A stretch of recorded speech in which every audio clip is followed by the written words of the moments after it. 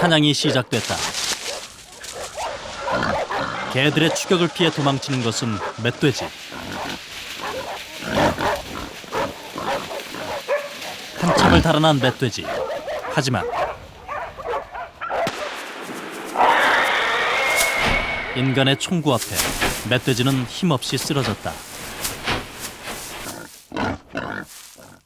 야생 동물들에게 인간은 언제나 두려운 존재다. 모든 것이 얼어붙은 겨울. 동물들은 추위와도 싸워야 한다. 먹이는 쌓인 눈에 자취를 감춘 지 오래. 지금 한반도 겨울의 야생은 인간의 위협과 배고픔 속에서 살아남기 위한 치열한 사투를 벌이고 있다.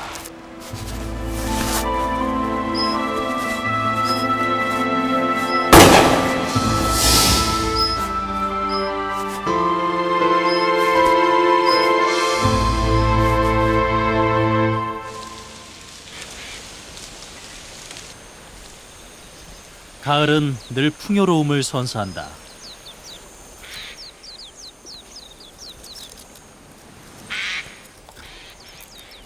야생의 동물도 이때만큼은 자연이 가져다준 만찬을 마음껏 즐긴다.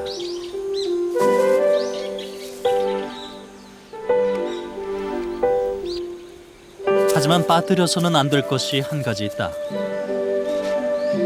겨울을 위한 준비다. 노루도 겨울을 대비한 막바지 살찌우기에 여념이 없다.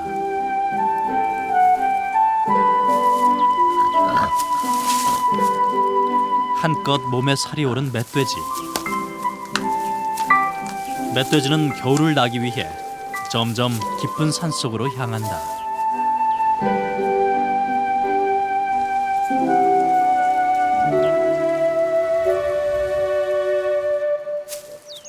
이때를 기다려 산으로 향하는 사람들이 있다. 멧돼지 사냥꾼이다.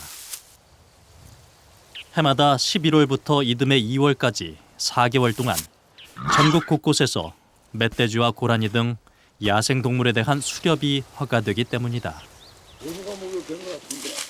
사냥꾼들은 먼저 동물이 남긴 흔적을 살펴본다. 얘들이 발음이 조그마지. 동물의 발자국은 가장 확실한 위치 추적 단서.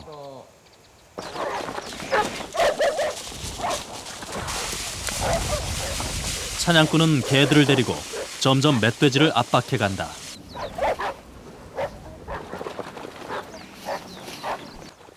포위망에 걸려든 멧돼지. 먼저 냄새를 맡은 개들의 추격이 시작됐다. 접근을 알아차린 멧돼지. 잠시 후 멧돼지의 탈출이 시작됐다.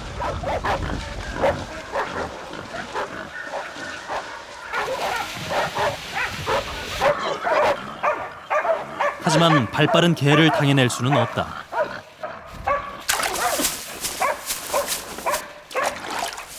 개들에게 달려들어 보지만 날쌘 개들에겐 역부족이다.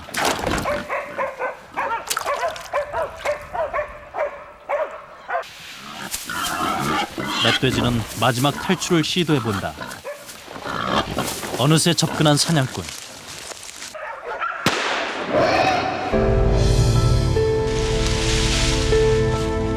겨울을 준비하기 위해 몸을 만든 멧돼지의 노력은 이렇게 인간에 의해 허사가 되고 말았다.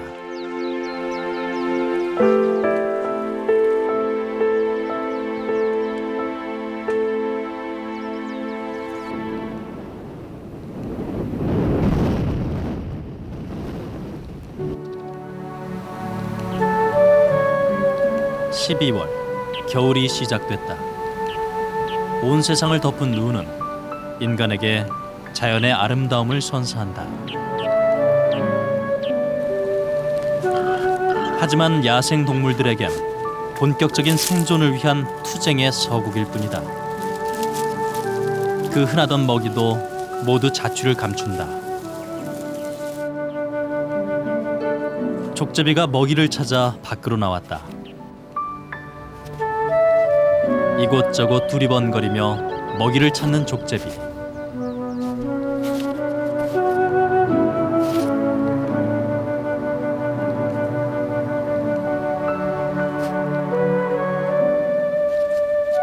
눈 속을 파헤쳐 보지만 신통치 않다.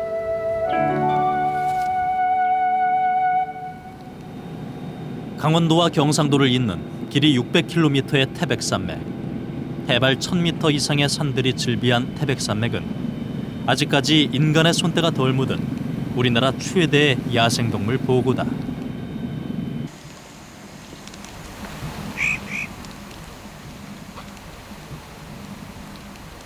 제작진은 지난 1월 우리나라 겨울의 야생동물을 살펴보기 위해 태백산맥의 어느 한 곳을 찾았다.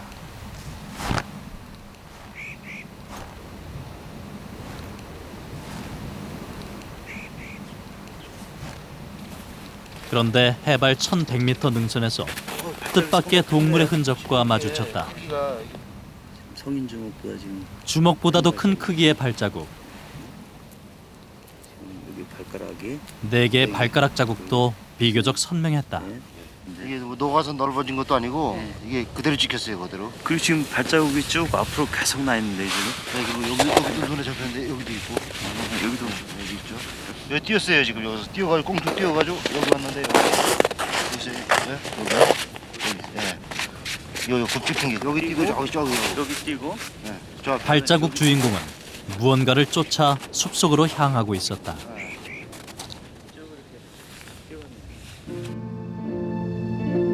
천원짜리 지폐와 비교해도 작지 않은 발자국. 과연 이 발자국의 주인은 누구일까?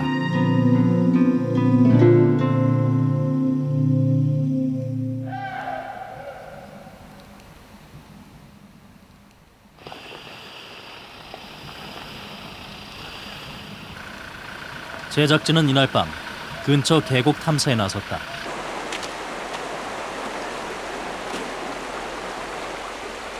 순간 계곡물을 거슬러 올라가는 물체가 제작진에 포착됐다.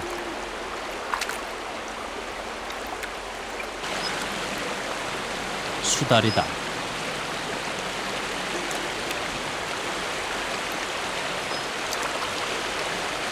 수달은 족제비과의 포유류다. 먹이가 부족한 겨울철엔 하루에 10km 이상씩 계곡을 오르내리며 물고기나 개구리 등을 사냥한다. 하지만 잡히는 먹이는 대부분 작은 물고기뿐. 수달은 허기를 채우기 위해서 더욱 분주히 움직인다.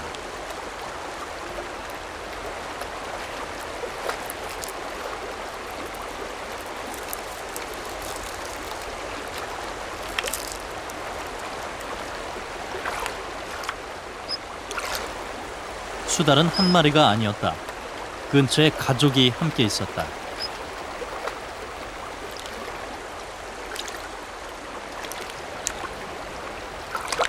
한 녀석이 뭔가를 발견한 모양이다. 시야에 포착된 건 제법 큰 물고기.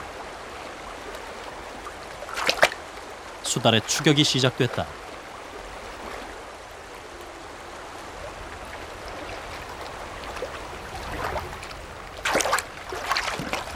유선형의 몸에 물갈퀴가 있는 수달의 수영 솜씨는 물고기 못지않다. 한참을 쫓던 녀석. 결국 큰 물고기를 입에 물었다.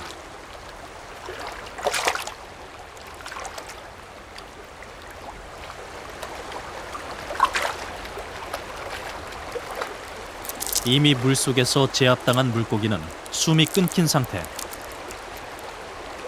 수달은 오랜만에 줄인 배를 채울 수 있었다.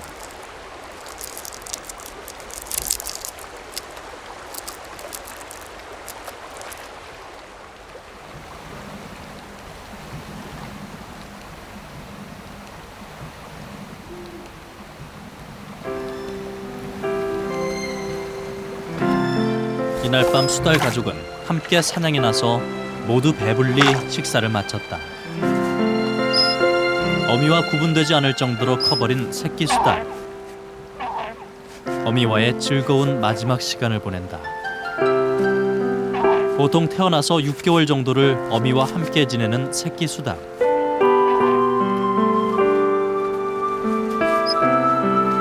조만간 각자의 삶을 찾아서 어디론가 떠날 것이다.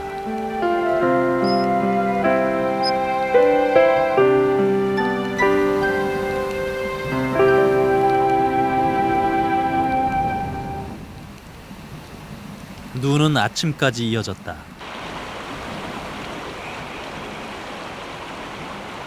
수달이 놀던 자리는 모두 눈이 감싸 안았다.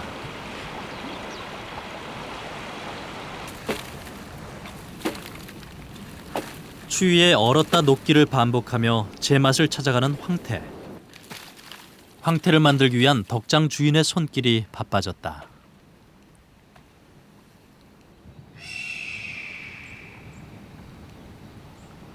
깊은 산속에 위치한 밭. 우리나라에서 겨울을 나기 위해 독수리가 찾아왔다. 독수리는 그 이름과는 달리 주로 썩어가는 동물의 사체를 먹고 산다.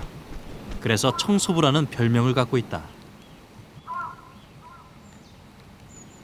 세상이 온통 눈으로 덮이자 먹이를 찾지 못한 독수리가 산간 밭을 찾은 것이다. 낯선 이방인이 반가울 리 없는 까마귀. 급기야 독수리 곁으로 날아든다.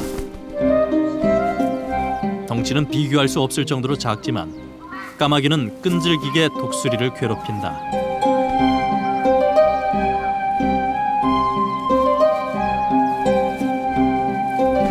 결국 독수리는 까마귀에게 자리를 내주고야 만다. 까마귀의 영리함에 독수리의 큰 덩치는 무용지물이었다.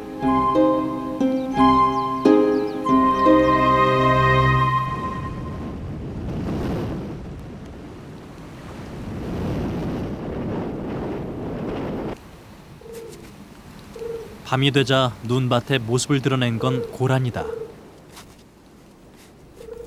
먹이를 찾아 이곳저곳을 살피는 고라니. 먼저 지나간 고라니의 발자국을 기웃거린다. 혹시나 있을 풀을 찾기 위해서다.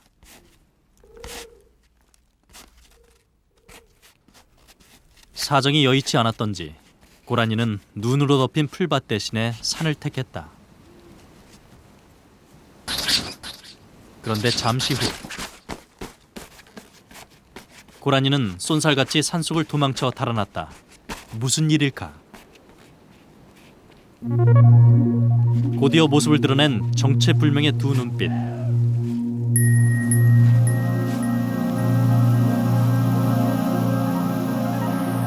살기다.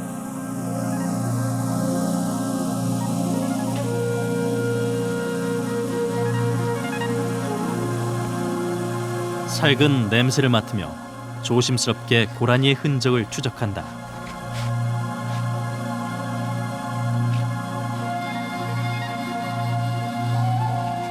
한때 그 수가 급속히 줄어들었던 삭.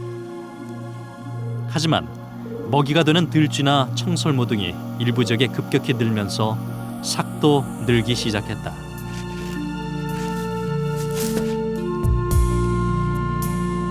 고라니를 쫓던 녀석, 결국 포기하고 숲속으로 향한다.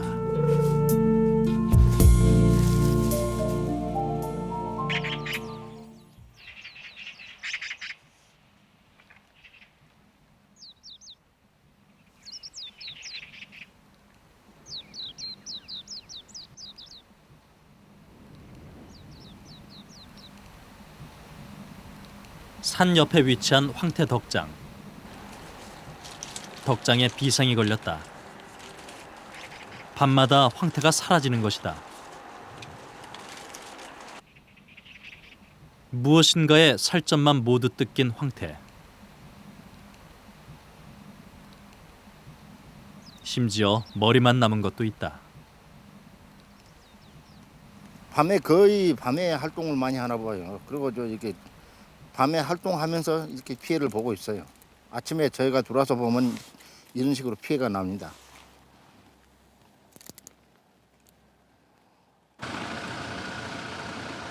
어떤 녀석의 소행일까? 제작진은 덕장 주변을 둘러보기로 했다.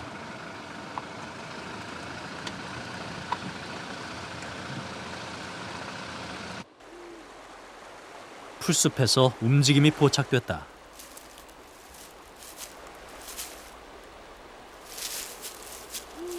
너구리였다.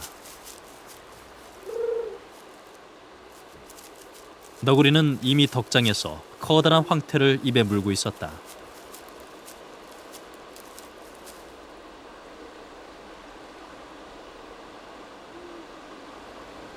황태 덕장에서 멀리 도망친 너구리. 안심을 했는지 황태를 내려놓고 먹기 시작한다.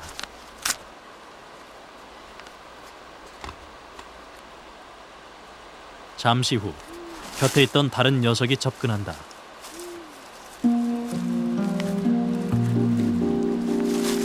힘들게 구한 먹이를 빼앗기기 싫었던지 녀석은 황태를 물고 다른 곳으로 향한다.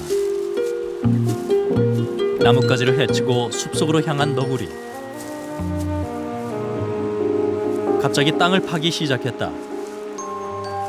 그리고 물었던 황태를 땅에 묻는다. 힘들게 구한 먹이를 자신만이 혼자 먹기 위한 너구리의 전략이다.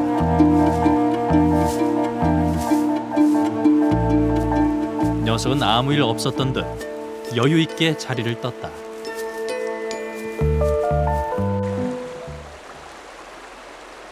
깊은 밤, 숲속에 머물던 살기 개울가의 모습을 드러냈다. 숲에서 먹이 사냥이 쉽지 않았던 모양이다.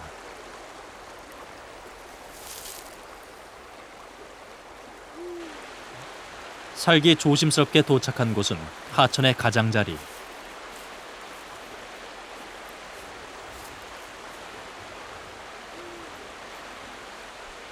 누군가가 먹다 남긴 생선을 발견했다.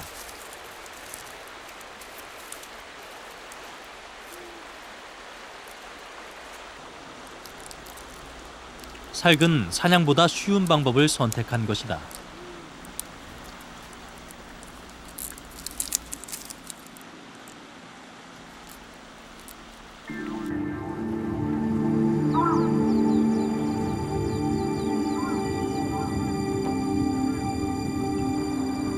지난 겨울, 강원도 일부 지역에 때 아닌 겨울 가뭄이 계속됐다.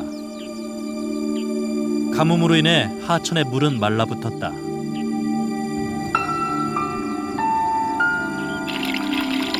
그나마 흐르고 있는 적은 양의 물도 언제 없어질지 모를 정도로 상황은 심각했다.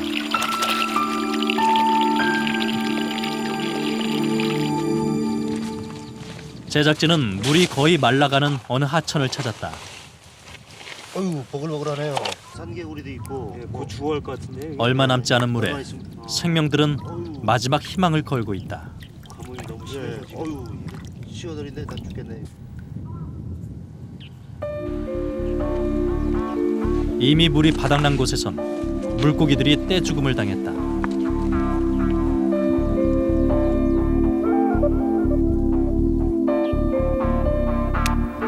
마지막 몸부림.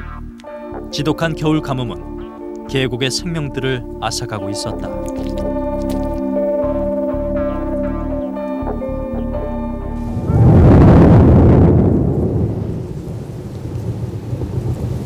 지난 2월 초 눈이 와야 할 시기에 강원도 산골짜기에서는 겨울비가 내렸다. 비는 하루 종일 내려 얼어있던 계곡물도 제법 불어났다.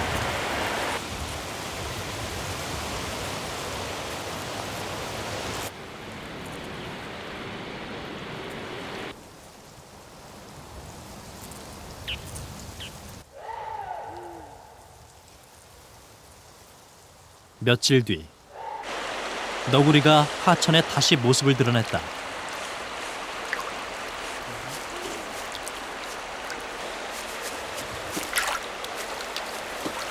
그런데 무슨 이유에선지 다리가 짧은 너구리가 힘겹게 물살을 헤치며 건너고 있다.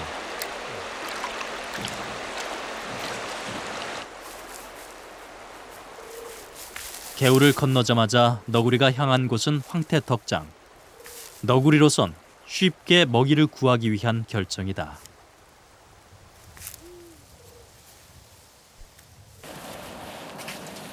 황태가 사라지자 덕장 주인은 매일 순찰을 돌기 시작했다.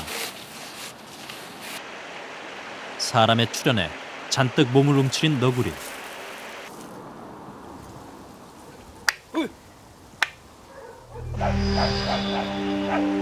덕장 주인에게 그만 들키고 말았다.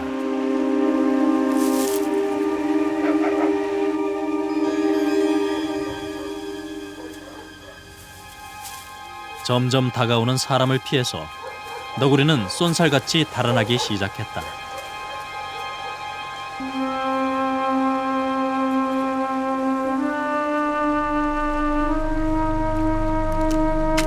건너왔던 개울을 다시 건너는 너구리.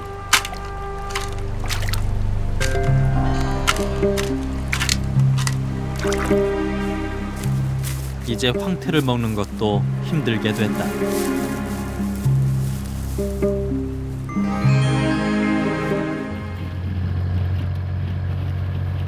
2월 중순, 제작진은 대형 고양이과 동물 소리를 직접 들었다는 사람을 만날 수 있었다. 산삼을 캐러 갔다가 야영하면서 바로 곁에서 그 소리를 생생히 들었다고 한다.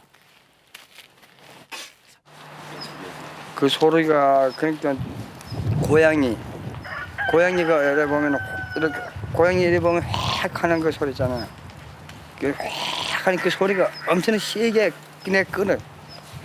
획 하면서 그 소리가 이 산에서 우리 자다가 때는 옆에서 와서 그러는데 막 볼이 막 물고 코고는 소리 같은 그런 나면서. 혹시 수리부기 같은 식소리가 아니에요? 에이, 수리봉이는 그냥 이제 약하게 샥 해가지고 우리 여기 자주 보는데. 목격자는 또 있었다. 이번엔 지척의 거리에서 이 동물과 직접 마주친 인근 주민이었다. 알고 계셨나 보죠? 예. 아, 이런 식이라고. 예, 모양이요? 예, 모양. 모양이요? 예, 털 모양. 예. 이 얼굴은 똑같아요. 비슷하다고. 얼굴도요? 예, 고양이 과니까 예. 이렇게 동전 비슷. 노인이 직접 이렇게 목격했다고 동전, 설명하는 동물은 제작진이 준비한 표범 자료 사진과 거의 일치했다. 똑같은가요? 이렇게 동전 예, 먹는데요? 약간 이거 이놈. 예. 이놈이란 말이에요. 큼 하면선 이 배가 노인은 산에 송이를 채취하러 갔다가 바로 10여 미터 앞에서 이 동물을 목격했다고 한다. 당시 눈앞에서 으르렁대던 낯선 동물에 놀라 노인은 더 이상 산에 오르지 않는다고 한다. 그 다음부터는 뭐 산에 혼자 안 가. 또 가기도 싫고 그쪽으로. 그게 끝이래요. 과연 표범이 이 땅에 존재하는 걸까?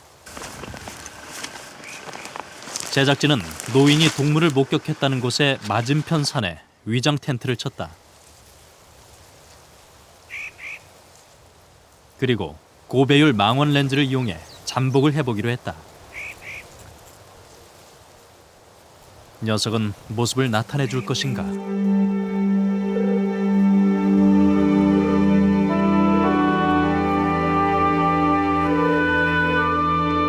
일주일의 시간이 흘러갔다.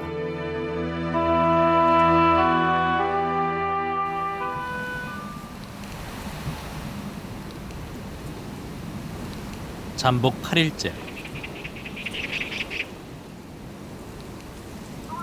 렌즈에 움직임이 포착됐다. 담비였다. 눈 내리는 이른 아침, 담비가 먹이를 찾으러 모습을 드러낸 것이다. 담비는 한 마리가 아니었다. 3마리의 담비가 앵글에 포착됐다.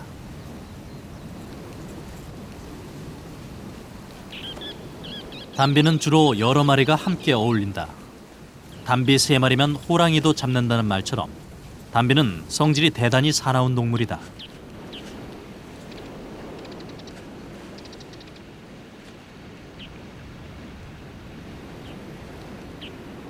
주로 나무 열매나 작은 동물을 잡아먹지만 때에 따라선 여러 마리가 합심해 노루를 잡기도 한다.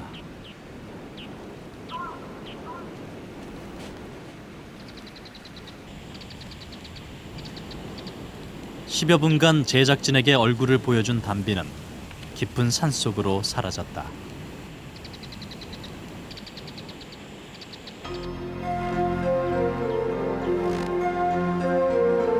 표범을 보지 못한 제작진. 직접 눈 위의 흔적들을 찾아 나서기로 했다.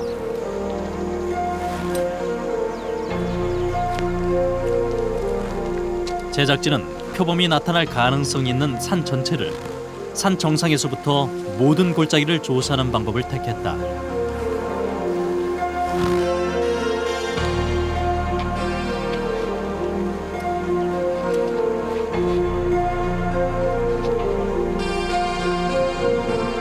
하지만 더 이상의 새로운 표범 흔적은 나타나지 않았다.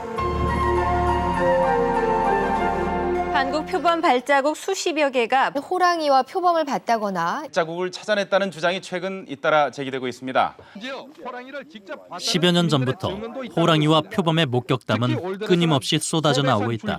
경북 영천과 영주, 강원도 영월 등지에서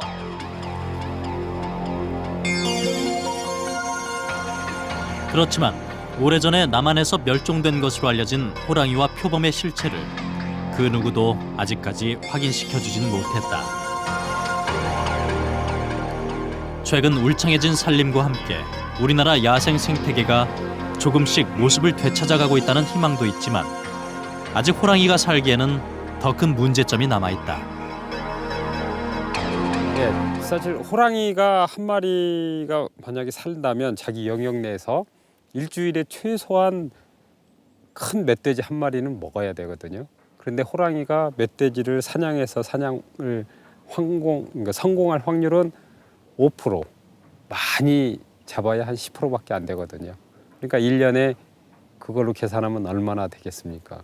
굉장히 많은 숫자가 있어야 사실 호랑이가 그 자기 서식 영역에서 살 수가 있거든요. 근데 과연 우리나라에서 그 정도의 밀도가 지금 있는지 굉장히 의심스럽습니다. 제가 보기에는 우리나라에서 호랑이가 살 여건이 안 됩니다.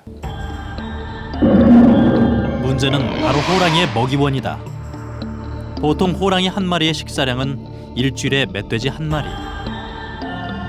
호랑이의 사냥 성공률을 10%로 봤을 때 20km 내외의 행동거리를 갖는 호랑이의 영역 안에는 적어도 500마리 이상의 멧돼지가 필요하다. 더군다나 번식에 필요한 최소한의 호랑이 한 쌍이 살아가기 위해선 더 많은 멧돼지가 있어야 한다.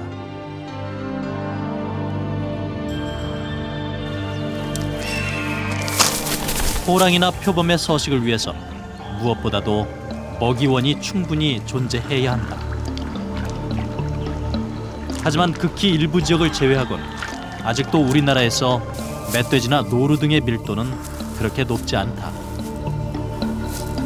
당연히 호랑이나 표범을 기대하기엔 아직 때이른 것이 현실이다. 그렇다면 야생동물이 늘지 않는 가장 큰 원인은 무엇일까?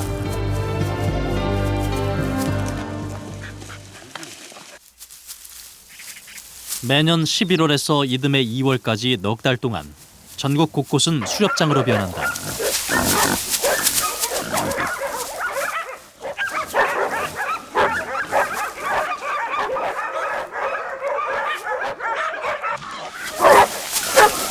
각 지방자치단체는 야생동물을 적정한 밀도로 조절한다는 이유로 수렵을 허가하고 있다.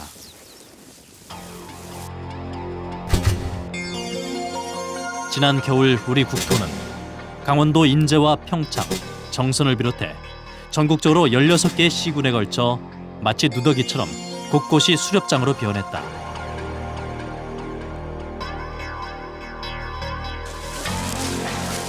만 명이 넘는 전국의 엽사들이 이곳에 몰려 4개월 동안 잡았다고 신고한 멧돼지 수는 모두 844마리.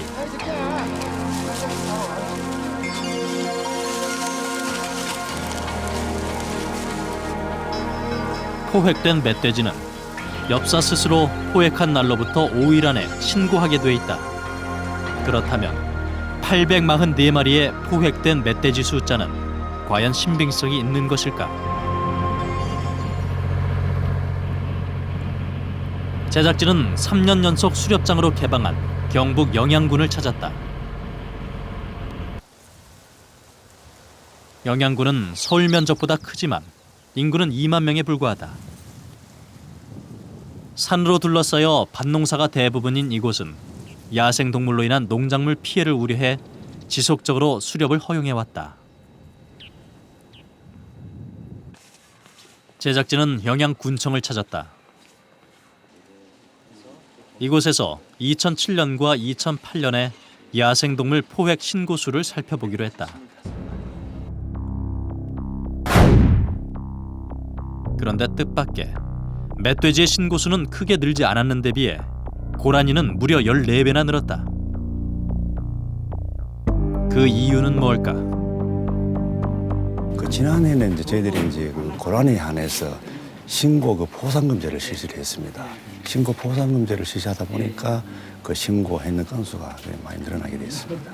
그럼 멧돼지는 지금 신고 건수가 사실 뭐 고라니에 비해서는 엄청 적은데요. 예. 그러면 멧돼지 같은 경우는 사실은 이제 신고가 다 안 돼. 예, 신고를 기피한 그런 경향이 조금 있습니다. 예. 왜 그렇죠? 원래 신고하게 돼 있지 않나요? 신고를 하도록 되어 있는데 이게 저희들이 뭐 이리 감시도 할 수 없는 상황이고 사실상 이게 기본 산속에서 이루어지기 때문에 그 신고를 안 하면 저희들이 어떤 방법이 사실상 없습니다. 한 마리당 3, 4만 원씩의 돈을 지급한 고라니 신고 포상금제와는 달리 멧돼지의 경우는 아무런 동기유발이 없었다. 자연적으로 엽사들은 신고를 기피할 수밖에 없었다. 신고 안 하죠. 신고는 법대로는 잘못 신고를 해야 돼. 꼭 좀 면 소재지나 어디 그 신고를 해야 되는데 예를 들면 면 소재가 한 10m 넘으면 멀리 떨어지면 누가 일도 잘 모르고 사양에 있는 사람들이 그거 뭐 신고를 가 있습니까? 그거 일부러. 작년에는 이쪽 지역에서 그러면 그때 한 6마리 정도 잡았다고 혹시 들으셨어요? 그냥 한 3,000마리 정도 나왔을 거예요. 이거는 지역으로 요리하는 거는 열정적이에요. 없어요. 결국 지난 수렵 기간 전국적으로 잡힌 멧돼지는 수천에서 수만 마리에 이를 수도 있다는 추측이 가능하다. 그렇다면 어떻게 이렇게 많은 멧돼지를 사냥할 수 있는 것일까?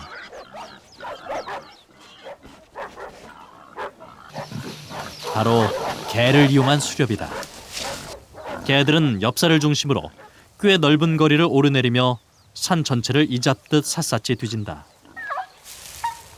결국 개들의 후각과 청각에 멧돼지는 걸려들 수밖에 없다.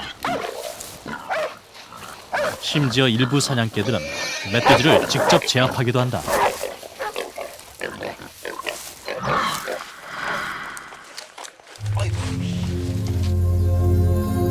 뿐만 아니라 사냥개들은 닥치는 대로 움직이는 모든 동물을 물어 죽이는 습성이 강하다.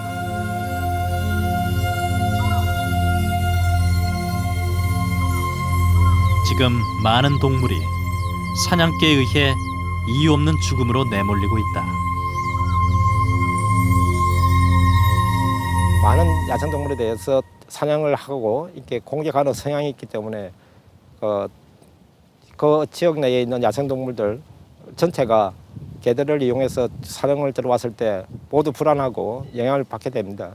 그래서 개들에 대한 어떤 사냥의 방법은 좀 개선해야 될 필요성이 있습니다. 올무 또한 그 방법이 원시적이면서 야생동물에게는 가장 치명적인 위협이 되고 있다.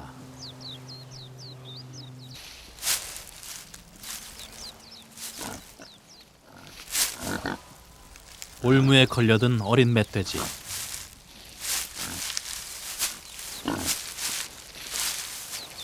아무리 달아나려 발버둥 쳐보지만 올무는 점점 강하게 발목을 파고들 뿐이다.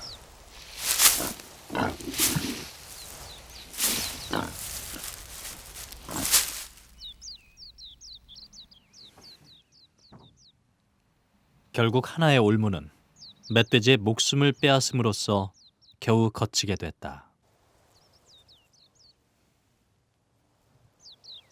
여기 한 달 있으면은요. 네. 한 달 있으면은 요 발목에 딱 끈이 나갑니다. 네. 올몸 밑으로는 끈이 나오고 이제 발이 이제 이 발은 없고 그냥 사는 거라요.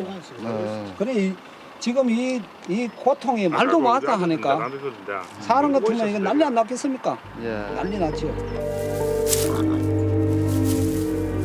올무로 다리가 잘린 멧돼지.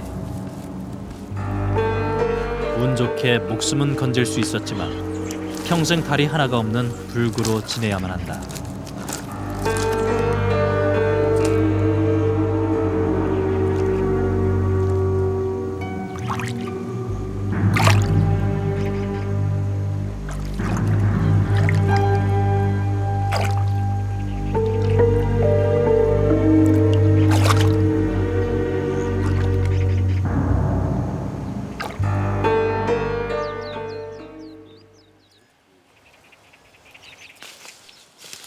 강원도 양구 생태식물원의 주광영 박사. 주 박사는 몇 년 전부터 인간의 간섭에 대한 야생동물의 행동 패턴을 연구하고 있다.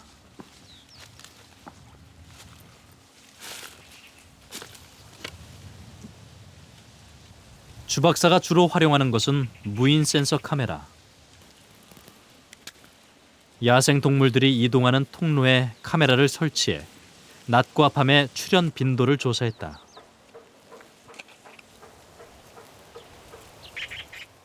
주 박사가 먼저 관심을 가진 것은 사냥이다.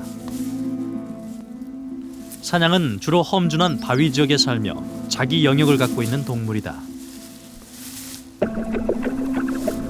인간이 쉽게 접근하지 못하는 이곳에서 사냥은 낮에도 먹이 활동을 하며 생활한다.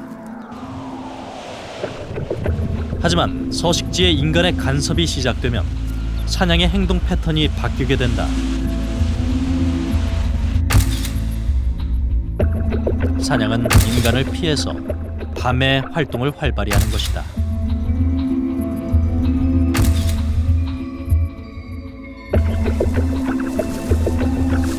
멧돼지의 경우도 인간의 간섭에 상당히 민감하게 반응한다. 보통의 멧돼지는 낮과 밤의 활동 비율이 비슷하지만 인간의 간섭이 시작되면 거의 야간 활동으로 그 행동 패턴이 급변한다. 인간의 눈을 피해 밤에만 먹이 활동을 하는 멧돼지. 결국 인간의 간섭이 동물들의 행동 양식도 바꿔놓고야 만 것이다. 인간의 교란을 받으면 이 행동 패턴이 좀 바뀝니다. 바뀌는 걸로 지금 조사가 됐습니다. 그래서 낮에도 활동하던 것이 주로 이제 야행성으로 바뀐다든가 또는 더 심해지면 그 지역을 떠나서 다른 데로 이동을 합니다. 근데 문제는 이제 다른 그 지역으로 이동을 할 때 그만한 좋은 여건을 갖춘 그 서식지를 찾아야 되는데 지금 현재 있는 서식지가 그 동물한테는 굉장히 찾고 해서 안전하다고 한 장소인데 과연 다른 지역을 쉽게 찾을 수 있는지 지금 그게 좀 문제가 됩니다. 한강 하구에 펼쳐진 드넓은 장항 습지. 이곳은 군사 목적의 철책선으로 둘러싸여 오랫동안 인간의 발길이 닿지 못했던 곳이다. 이곳에서 대낮에 고라니를 발견하는 일은 결코 어렵지 않다. 고라니는 주변 상황에 아랑곳하지 않고 먹이 활동에 정신이 없다. 이곳의 고라니는 사람과 마찬가지로 낮에 먹이 활동을 하며 밤에는 휴식을 취한다. 결국 야생동물의 행동 패턴은 인간의 간섭에 달려 있었다.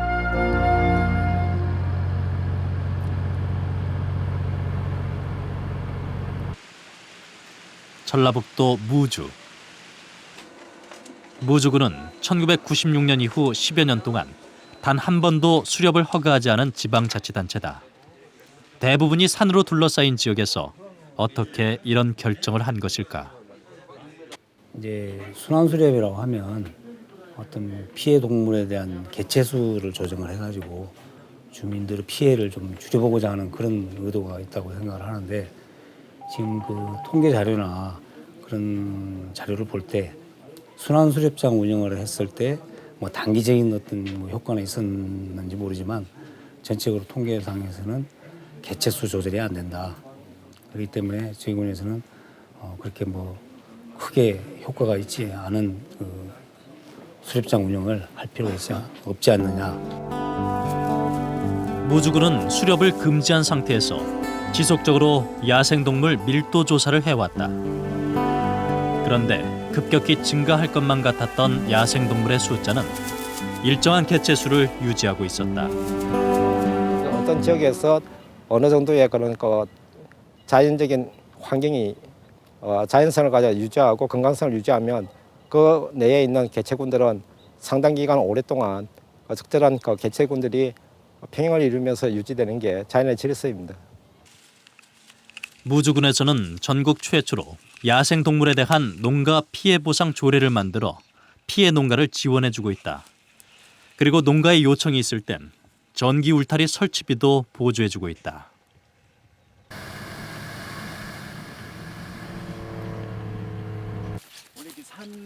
제작진은 한때 멧돼지로 큰 피해를 본 과수 농가를 찾았다. 이제 설치하기 전에는 뭐 돼지가 나랑 같이 놀았어요. 여기서 여름에는 그냥 여기서 이제 뭐 이런 풀을 깎고 그래야 하거든요. 여름에 그러면 이제 저런 이제 얘기하고 이제 조금 더 일하다가 더워서 이제 쉬고 그러면 돼지가 같이 돌아다녔어요. 그런데 요거 설치하고는 안 와요. 피해를 주고 할 때는 그냥 참말로 그냥 쫓아가서 잡고 싶은 심정이 많았지만 이제 피해도 안 주니까 뭐 너는 너고 나는 나고 그냥 이제 그렇게 사는 거지요. 서로 공존하면 사는 거지. 이제 이거만 안 들어오면 뭐 지들은 지들대로 살고 나는 나대로 살고. 이제 멧돼지를 잊고 지낼 수 있는 신종진 씨는 마음이 한결 편해졌다. 야생동물에 관심을 가진 지방자치단체의 적극적인 지원과 주민들의 호응이 가져온 결실이다. 전체적으로 이제 생태계를 들여다보면 이렇게 딱 그 어떤 짜임새가 있거든요. 그래서 그 가운데에서 하나라도 이게 빠져버리게 되면 막 흐트러지게 되는 것이죠. 그러니까 멧돼지나 노루나 뭐 이런 것들이 우리에게 많은 피해를 입힌다고 여기지만 그들도 존재 이유가 있는 것이거든요. 그러니까 톱니바퀴를 생각해 본다면 이빨이 하나 빠지고 둘 빠지고 나중에 하다 보면 기계 자체가 멈춰버리는 상황까지도 갈 수 있거든요.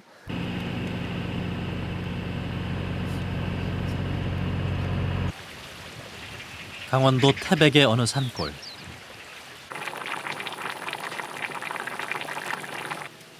이곳의 허름한 집에는 노부부가 살고 있다.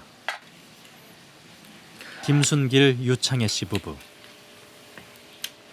이 노부부에겐 멧돼지와 관련한 특별한 사연이 있다.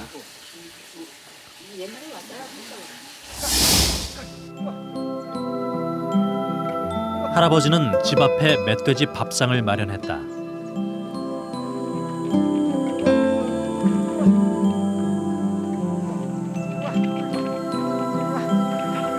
매일 때가 되면 어김없이 나타난 멧돼지.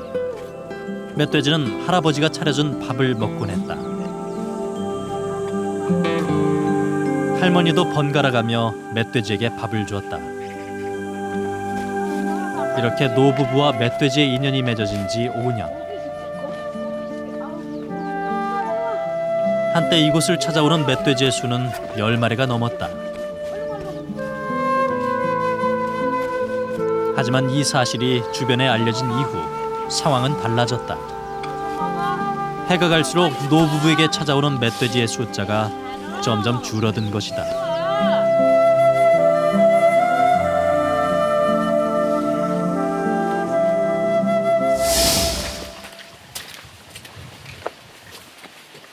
급기야 할아버지는 직접 주변 산을 살폈다. 이거 우리 산돼지 지금 저 밥 주는 옆인데 자꾸 그 산돼지 숫자가 줄고 이래가지고서는 산을 이제 내가 답사하니 이런 걸 아주 온 산천에 쭉 깔아놨었어. 결국 밀렵군이 설치해놓은 올무와 덫에 걸려 멧돼지는 하나둘 목숨을 잃고 말았다.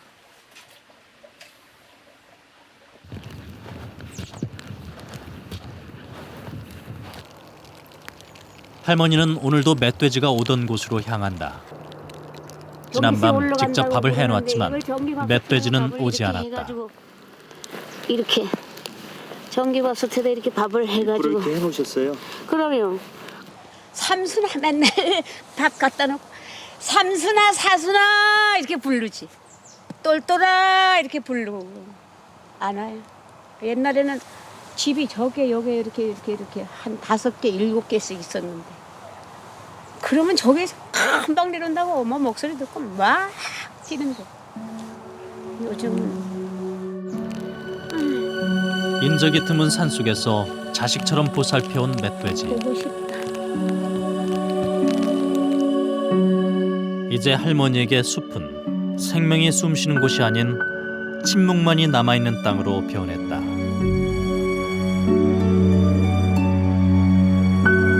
삼순이 사순이 밥 먹으러 와. 밥밥 먹으러 와. 할머니의 바람과는 달리 멧돼지는 끝내 그 모습을 드러내지 않았다.